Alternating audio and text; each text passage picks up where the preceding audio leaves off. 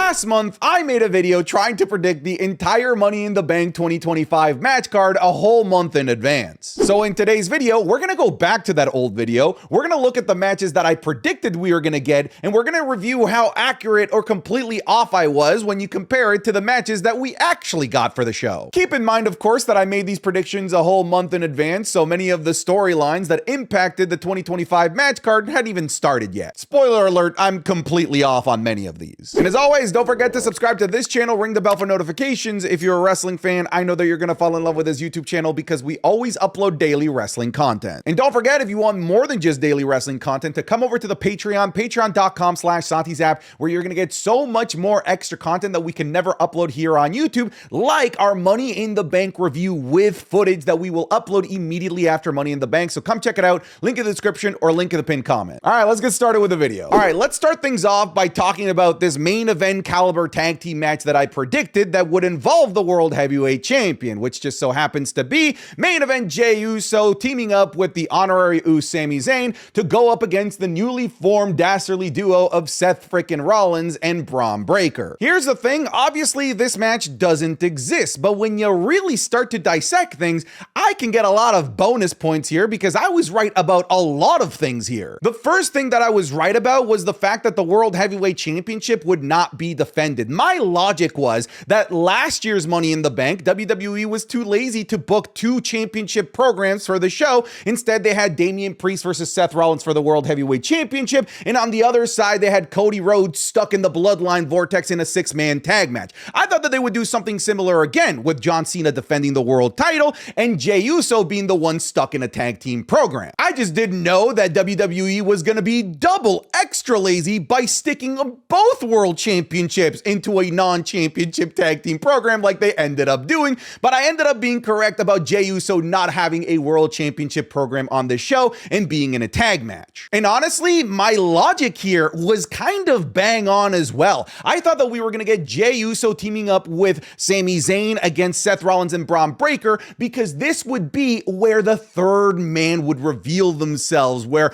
Bronson Reed would come out and attack everybody and announce himself in his alliance with Seth Rollins and Braun Breaker, which is exactly what we ended up getting just 2 weeks ago. And instead of Jey Uso, it was CM Punk. So I predicted the Saturday night's main event program, you just had to swap different main eventers in CM Punk and Jey Uso. So my logic was sound. It was logic that WWE ultimately ended up going with just a little bit earlier at Saturday night's main event, something that I actually didn't think that they had the balls to do, because typically they don't do something like that big that changes the narrative of WWE storytelling at a show like Saturday night's main event, and yet they did. The other reason why I fantasy booked this was because I thought that there was a possibility that this could be where Sami Zayn turns on Jey Uso. Hell, I thought that maybe Sami Zayn could have ended up being the third man. So there were a lot of interesting moving pieces that you could have done here. Ultimately, again, WWE did a lot of the stuff that I predicted just in different ways and on different shows. So I don't hate this prediction. I thought that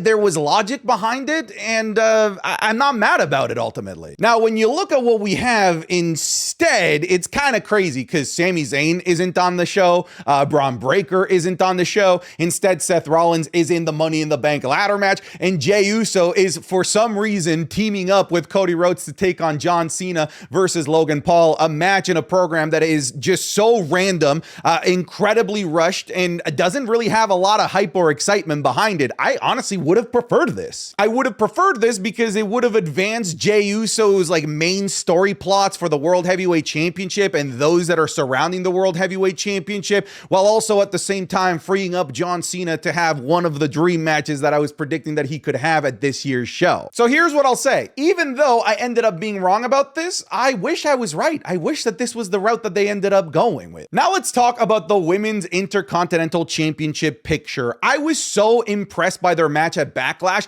that I was just certain that they would have a match at Money in the Bank as well. I predicted that we would get Lyra Valkyria once again defending against Becky Lynch, and I ended up being mostly correct with my prediction and my logic. Yes, the women absolutely cooked at Backlash, and yes, the women absolutely deserve to have a follow-up to this match so that WWE can actually have their like really marquee feud for the women's mid-card title finally, and we can continue this even beyond Money Money in the Bank. So I'm glad that they did continue this feud at Money in the Bank, but I was slightly off with my prediction. First and foremost, I got the stipulation wrong. The stipulation that they ended up going with was more of a narrative stipulation, where it would be if Becky Lynch won, then Becky Lynch would have her arm raised by Lyra Valkyria, signaling Becky Lynch as the better woman, or if Lyra Valkyria won, then Becky Lynch could never challenge for the IC title so long as Lyra Valkyria was champion. Because the stipulation that I predicted instead was a triple threat match, and I thought that by this time that we would have Bayley back in the equation and that we would have Bayley versus Lyra versus Becky Lynch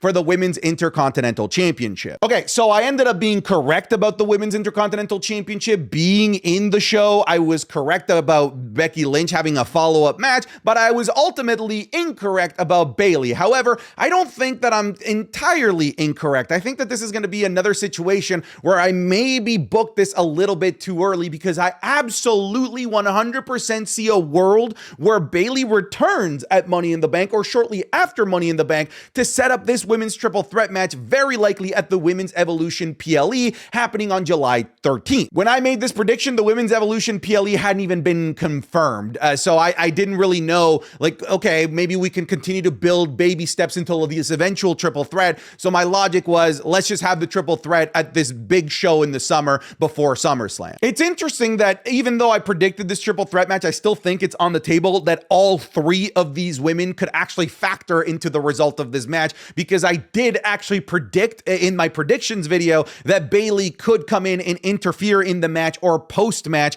to attack whoever the winner is, who I predicted to be Becky Lynch. So although I'm actually happy with the booking that WWE ended up going with, I also don't hate my booking either, but I have to give it to WWE. I feel like Becky Lynch versus Lyra Part 2, just those two mano a mano and just a straight up sequel, is probably the better choice here. One of the things that you need to know with these predictions videos that I make is that I tend to overbook. I know that WWE tends to do 5-match PLEs, so I booked 6. What I wasn't expecting was for WWE to be lazy and only book 4. So I now have 2 more matches than WWE actually ended up going with. And this is one of those matches, because I ended up predicting that we would actually have Tiffany Stratton on the show defending the WWE Women's Championship. And my logic was that they needed to have at least one of the women's championships being defended. And when I looked at Raw, Io Sky didn't really have a program going as of yet. Meanwhile, SmackDown actually kind of did, because we had the likes of like Nia Jax, Jade Cargill, and the person that I predicted in Naomi kind of hovering around the WWE Women's Championship. And what I thought they were going to do was a #1 contenders match between those three.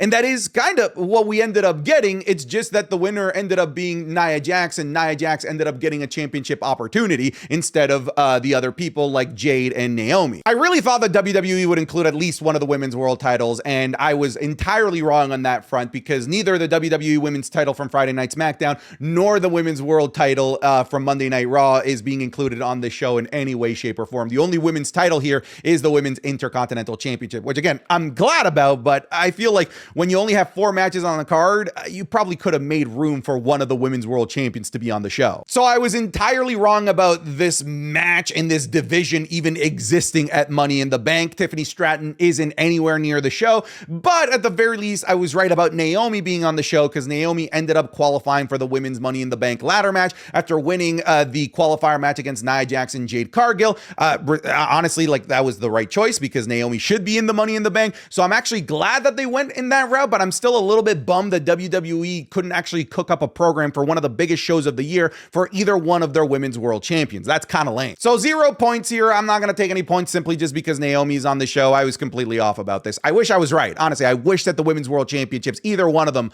was on this show in some capacity. Now let's talk about the Money in the Bank ladder matches. So for this show, I predicted that we would have Roxanne Perez, and cha-ching, I ended up being correct about that fact. I also predicted that we would have Julia on the show. Now here's the thing, I made this prediction before Julia was even technically called up to the main roster. I just thought that because they were doing this like kind of invasion angle where both Julia and Roxanne Perez were just sort of running rampant through the women's division and attacking all the main eventers, that WWE wanted to showcase both of them on a main show. I ended up being correct about that, but just wrong in my logic, because we ended up having Julia going over to Friday Night SmackDown and qualifying on her own right by beating Zelina Vega and Charlotte Flair. I also predicted predicted that we would get Rhea Ripley on the show. I mostly just sort of read the writing on the wall as WWE was having Rhea Ripley just sort of be in the championship picture, but not have a championship match. So I saw a world where WWE could want to give her the briefcase maker, Mommy in the Bank. I wish I was wrong, but I ended up being unfortunately correct about this because Rhea Ripley is on the show. So far, I'm 3 for 3. Here's where I was wrong. I ended up going with Charlotte. I thought that Charlotte was going to go through this whole arc where she was going to have to go through different opportunities to try and get back to the World Championship.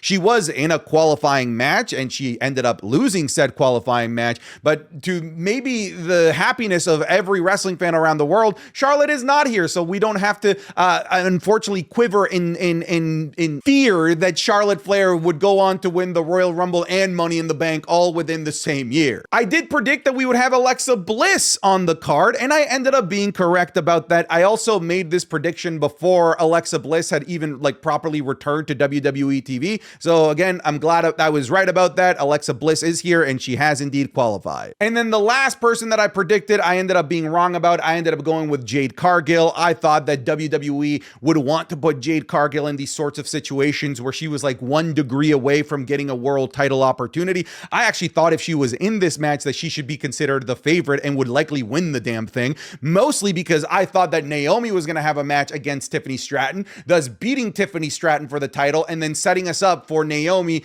versus Jade Cargill with a Jade Cargill cash-in. All of that from a narrative perspective would have made sense. I don't mind what they're doing right now. I think it's perfectly fine as well. So I was right about 4 of the 6. I ended up not correctly picking Naomi to be in the match, as well as Stephanie Vacher. I would have never been able to predict that Stephanie Vacher was even going to have a match, let alone be in the actual Money in the Bank ladder match. Stephanie Vacher at the time was inserted concretely in the women's division of NXT, and never in a million years did I think that she was going to lose that championship to JC Jane and get called up so quickly, basically just a couple of days later, to be in a qualifying match and then be on a PLE. And it would have been a double extra kind of silly prediction to make, considering she had already been booked for Worlds Collide to have a tag team match there. So I would have been double dipping, and it literally would have been a complete pull out of my ass that would have just been made by AI. Yeah, I don't think anybody would have predicted that Stephanie Vacher was going to be in this match. Ultimately, I'm not mad about the fact that I was able to predict 4 of the 6. That's not bad. For the men, on the other hand, I think I was pretty far off. I was correct about Penta being in this. I thought Penta was just such a perfect choice to have in this Money in the Bank ladder match. It was also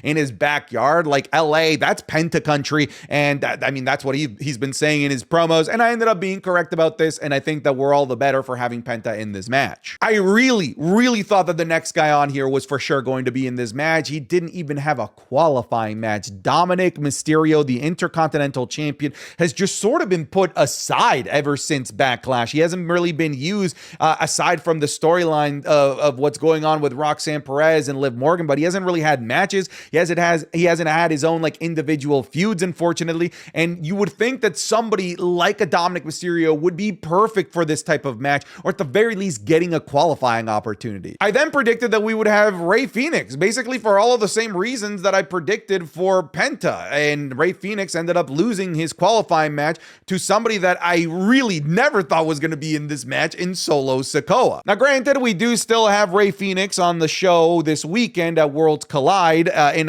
what's going to be an awesome Fatal 4-Way match for the NXT North American title, but I just felt like he fit better here. I did end up being correct about LA Knight. I think all of us kind of saw this one coming, so I'm not surprised that they ended up going with LA Knight. He's just so perfect for this type of match, and he's so easy to get behind for this particular match as well, as he's been the crowd favorite for the past 2 years and is going to be the crowd favorite again this year. I thought that they were going to continue with the momentum of Jacob Fatu, and this would have been a perfect match for Jacob Fatu to do some crazy stuff. This would have been a perfect match for Jacob Fatu to get screwed over by somebody like Solo Sikoa, but Jacob Fatu didn't end up qualifying, funnily enough, because of accidentally getting screwed over by Solo Sikoa. And then the last person, I actually thought that we were going to have a returning Bronson Reed, that Bronson Reed would return after Backlash to be in the qualifying matches. So I was right about the return of Bronson Reed, just entirely off as to where and how the return of Bronson Reed ultimately ended up happening, because it ended up happening at Saturday night's main event, and he's now part of Seth Rollins' faction, and he's not in the show at all. So my logic, when you look at this Money in the Bank field, world was that I wanted to crown a new world champion, that the briefcase was going to go to somebody that has never held world championship gold in the WWE. And honestly, I kind of dig this compared to what we ended up getting, because the match that we have this year is a really weird hodgepodge of different talent that you just kind of wouldn't expect to mesh particularly very well. If I could redo WWE's booking, I would honestly go with this. I think that this is better than what they ended up giving us. I like what I booked more. And I like the logic more as well of crowning somebody that WWE and WWE fans has never seen at the top of the card before. That would have created so much interesting drama and so many different branching story paths over the next several months. It could still go that way. It could still be awarded to somebody that's never won a world championship before. LA Knight is still in the match. Penta is still in the match. But I think the probability of WWE going with something like this, something that's a little bit more risky, actually not a little bit more risky, let's be honest, a lot more risky compared to going with somebody that's a known commodity like a Seth Rollins. I feel like the likelihood of it happening is significantly lower now. Now let's go to what I thought would be the main event of this show. Again, I got to reiterate that I thought that Jey Uso was going to be in a tag match. I ended up being correct about that.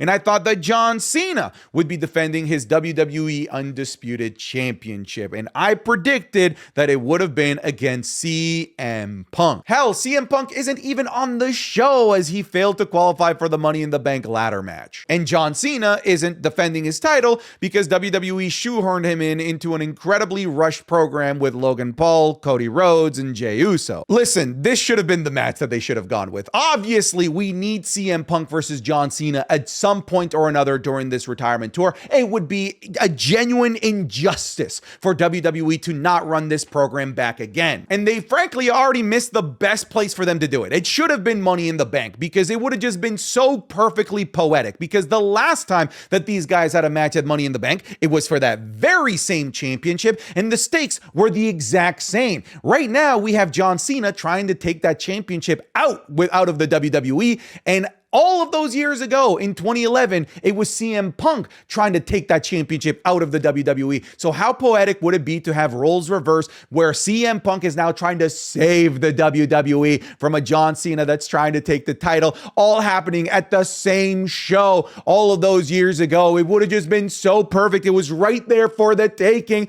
And instead, WWE gave us some tag team match that just has zero excitement behind it. This would have made Money in the Bank like the must-see show of the summer. This match would have moved so many asses to seats. This match would have been legendary. But instead, WWE got lazy with their booking. And unfortunately, when they get lazy with their booking with John Cena, it burns dates because we only have him for such a limited amount of time. And with that limited amount of time, I would have much preferred for them to use John Cena in matches like this. This would have been so perfect. So yes, I'm wrong, but I will continue to stand on the hill that I'm right. This is the match that they should have done, and I booked this better than WWE. All right, folks, that's it. Obviously, I had a lot of things wrong, but honestly, I don't hate the show that I tried to book. I thought that I predicted a pretty solid show that if WWE had gone with it, I think a lot of us would have been happy with it. Instead, we have a 4-match show that many people are just seeing as very, very lazily booked. But that's it, folks. Thank you so much for watching today's video. Don't forget that I will be doing a watch along of Money in the Bank on the Saturday when it's on live. So come on by to the YouTube page